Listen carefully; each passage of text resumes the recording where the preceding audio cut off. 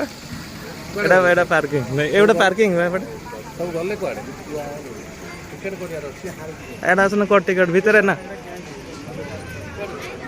Rock garden close on Tuesday. Friends welcome to rock garden, ଯେଉଁଟାକି ଆମର ଓଡ଼ିଶାର ବ୍ରହ୍ମପୁର ସହରର ଆମ୍ବଫୁଆଠାରେ ଅଛି। ଏଇଟା ହେଉଛି ଆମ ଓଡ଼ିଶାର ପ୍ରଥମ ରକ୍ ଗାର୍ଡେନ। ଆସନ୍ତୁ ଏଇ ରକ୍ ଗାର୍ଡେନ ବୁଲିବାକୁ ଯିବା। ଆପଣ ଏଇ ରକ୍ ଗାର୍ଡେନରେ ଏଣ୍ଟ୍ରାନ୍ସରେ ପଶୁ ପଶୁ ଆପଣଙ୍କର ଲେଫ୍ଟ ସାଇଡ଼ରେ ପଡ଼ିବ ଟିକେଟ୍ କାଉଣ୍ଟର।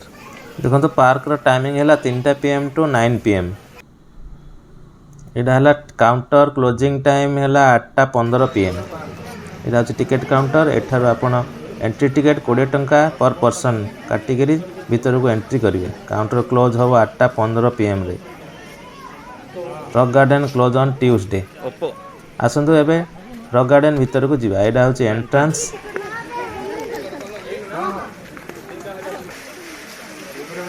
ଆପଣ ଭିତରେ ପଶୁ ପଶୁ ଆପଣଙ୍କର ରାଇଟ୍ ସାଇଡ଼ରେ ପଡ଼ିବ ସୁନ୍ଦର ଫାଉଣ୍ଟେନ୍। ଦେଖନ୍ତୁ ବହୁତ ସୁନ୍ଦର ହେଇଛି, ଲାଇଟିଂ ବି ବହୁତ ଭଲ ହେଇଛି। ଫାଉଣ୍ଟେନ୍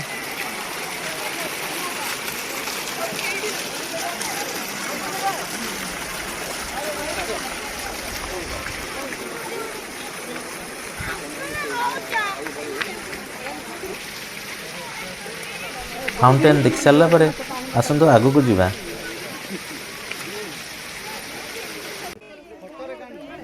ଏଠାରେ କ'ଣ କ'ଣ ସବୁ ଅଛି ଆସନ୍ତୁ ଜାଣି ନେବା। Light of joy, the tower, children play zone, food plaza, toilet, cosmos, mirror image, ancient civilisation, ଏଗୁଡ଼ା ସବୁ ଏ ପାର୍କରେ ଆପଣ ଦେଖିବାକୁ ପାଇବେ।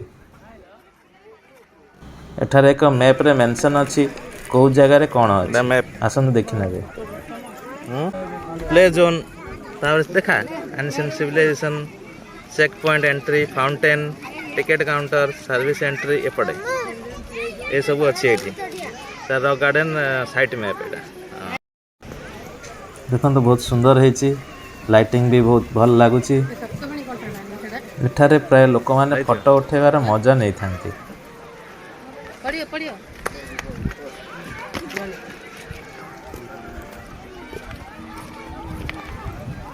ଏହି ରାସ୍ତାରେ ଆସିଲେ ପ୍ରଥମେ ପଡ଼ିବ children's play zone.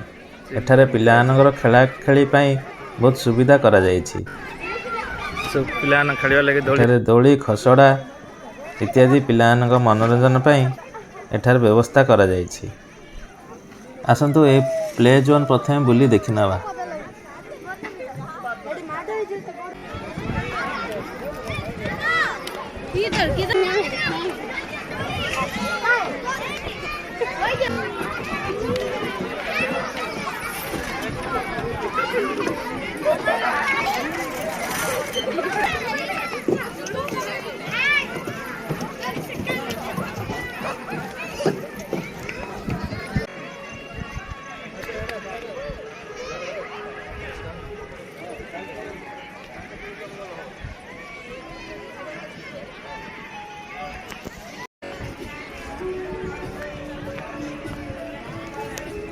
Play zone ବୁଲି ସାରିଲା ପରେ ଏବେ ଦେଖିବାକୁ ଯିବା ମିରର ଇମେଜ୍।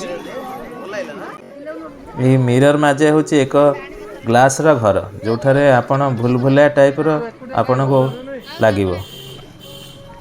ଆସନ୍ତୁ ଯିବା। ଏଇଟା ହେଉଛି ମିରର ମାଜେ ଯିବା ଲାଗି ଏଣ୍ଟ୍ରାନ୍ସ। ଏ ଭିତରେ ଆପଣ ଟିକଟ କାଟିବେ। ଏହି ମିରର ମାଜେ ପାଇଁ ଟିକଟ ହେଉଛି ଜଣଙ୍କ ପିଛା 50 ଟଙ୍କା। ଆସନ୍ତୁ ଏହି ମିରର ମାଜେ ଦେଖିବା ପାଇଁ ଭିତରକୁ ଯିବା। ଦେଖନ୍ତୁ ଏଇଟା ହେଉଛି ସେଇ ମିରର ମାଜେ।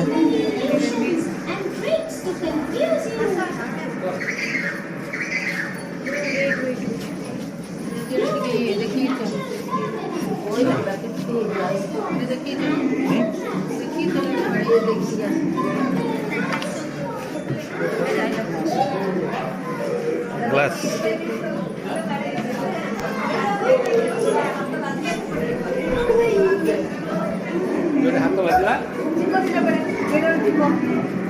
ଉପଟେ ଭାର ଏହି ମିରର ମାଝେ ଏକ ଭୁଲଭୁଲିଆ ଟାଇପ୍ର।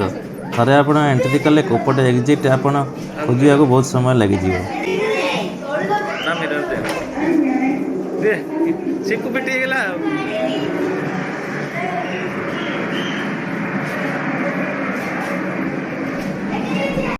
ଏଇ ମଝିରେ ଅଛି କୋପଟେ କଣ ରାସ୍ତା ଜଣା ପଡୁନି।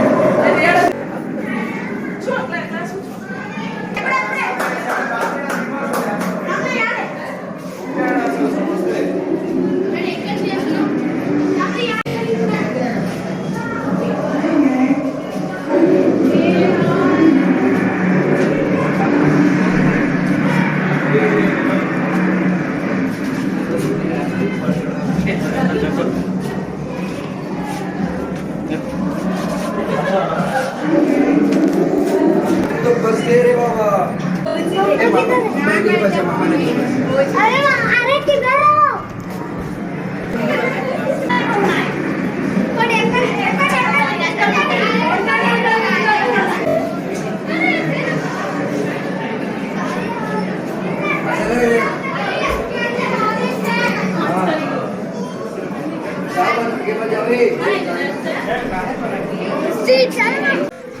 ମିରର ମାଝେ ଦେଖି ସାରିଲା ପରେ ଏବେ ଯିବା ଲାଇଟ୍ସ ଅଫ୍ ଜୟ, ଯାହାକୁ ଆମେ LED ଗାର୍ଡେନ ବୋଲି କହୁ।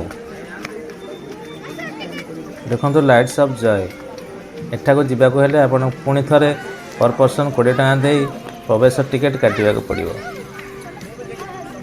ଆର ସାମ୍ନାରେ ହିଁ ଅଛି ଟିକେଟ୍ କାଉଣ୍ଟର। ଦେଖନ୍ତୁ ଏଇଟା ହେଉଛି ଟିକେଟ୍ କାଉଣ୍ଟର। ଏଇଠି ଆପଣ LED ଗାର୍ଡେନ ଦେଖିଯିବା ପାଇଁ ଟିକେଟ୍ କାଟିବେ। ଏହାରି ଉପରେ ଅଛି ୱାଚ୍ ଟାୱାର। এই ୱାଚ୍ ଟାୱାରରୁ ଏହି ଗାର୍ଡେନର ସୁନ୍ଦର ଭ୍ୟୁ ଆପଣ ଉପରୁ ଦେଖିପାରିବେ। LED ଗାର୍ଡେନ ପରେ ଆସନ୍ତୁ ଦେଖିବାକୁ ଯିବା ଏନିସିଏଣ୍ଟ ସିଭିଲାଇଜେସନ। ଏଠାରେ ଆପଣ ପଥରର ସୁନ୍ଦର ସୁନ୍ଦର କଳାକୃତି ଦେଖିବାକୁ ପାଇବେ।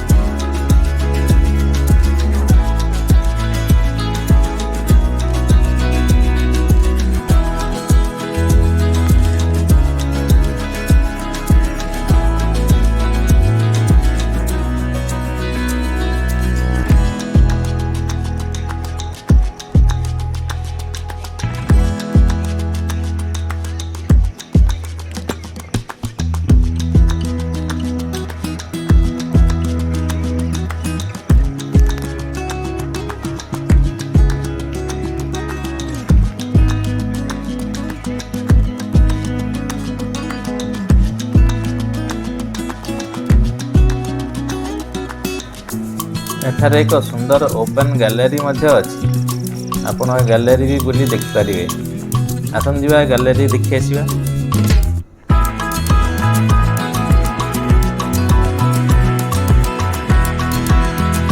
ଦେଖନ୍ତୁ ଏଇଟା ଅଛି ସେଇ ଗ୍ୟାଲେରୀ। ବହୁତ ବିରାଟ ବଡ଼ ହେଇଛି।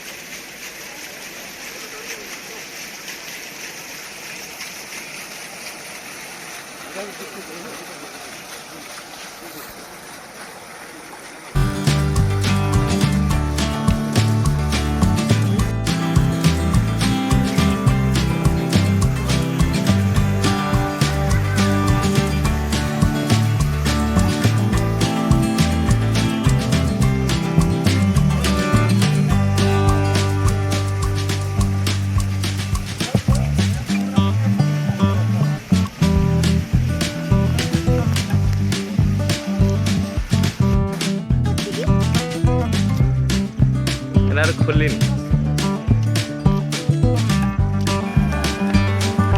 सब फूड प्लाजा ଅଛନ୍ତି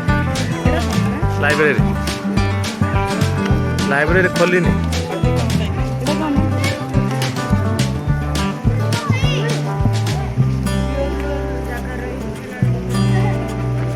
ଏବେ ଆମେ ଯିବା ଫୁଡ ପ୍ଲାଜା ପାର୍କରେ ବୁଲାବୁଲି କରି ସାରିଲା ପରେ ଲୋକମାନେ ଏଠାରେ ଖିଆପିଆ କରିଥାନ୍ତି।